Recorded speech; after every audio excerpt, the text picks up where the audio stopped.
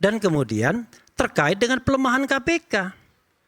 Ini kan terjadi setelah KPK dilemahkan dengan dua hal. Satu dengan Undang-Undang KPK, Undang-Undang 19 tahun 2019.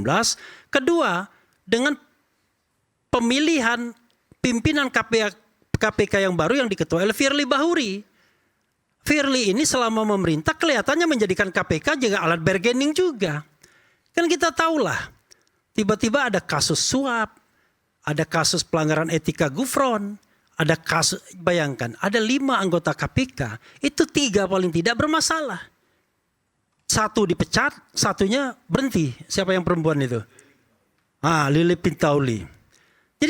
Jadi ada hal-hal yang kemudian menyebabkan KPK menjadi tidak lagi punya marwah, tidak lagi mempunyai kekuatan.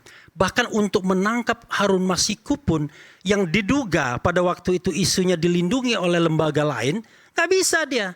Ini mohon maaf Pak, saya harus frankly speaking, kita ini serius gak sih memberantas korupsi? Sekarang balik lagi, setelah gagal ketua KPK dari kepolisian, yaitu Firly Bahuri, sekarang dari polisi lagi Pak. Padahal munculnya KPK itu adalah sebagai trigger mechanism karena polisi dan Kejaksaan Agung dianggap belum mampu melaksanakan tugasnya. Maka dibuat yang namanya lembaga extraordinary semacam KPK. Tapi sekarang KPK sudah dipolisikan semua. Dan sekarang bahkan pimpinan KPK itu tidak berdaya.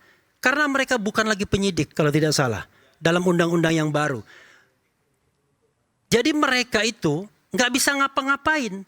Untuk menetapkan orang sebagai tersangka saja, KPK itu nggak bisa, pimpinan yang 5 itu harus rely on dengan staf-staf KPK yang kebetulan dari institusi yang dianggap belum mampu melaksanakan tugasnya. Nah itu persoalan kita sekarang ini.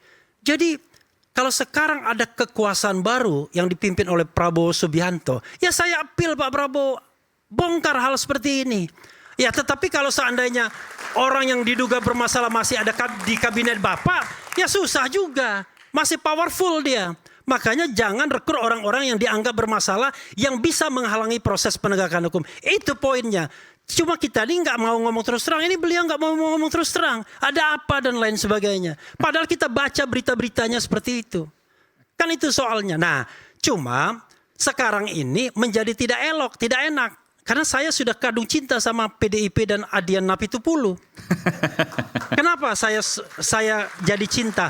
Karena dia satu-satunya harapan kita di oposisi.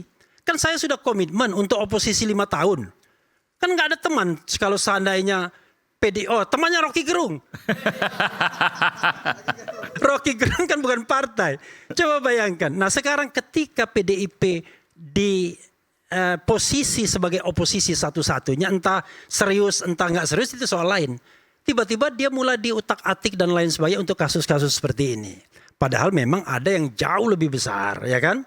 Yang besar itu adalah koruptor masih bercokol di kabinet. Itu. Untuk sebentar saya stop dulu dan saya ucapkan selamat atas keberanian PDIP memecat Jokowi, Gibran dan KA dan Bobi Nasution.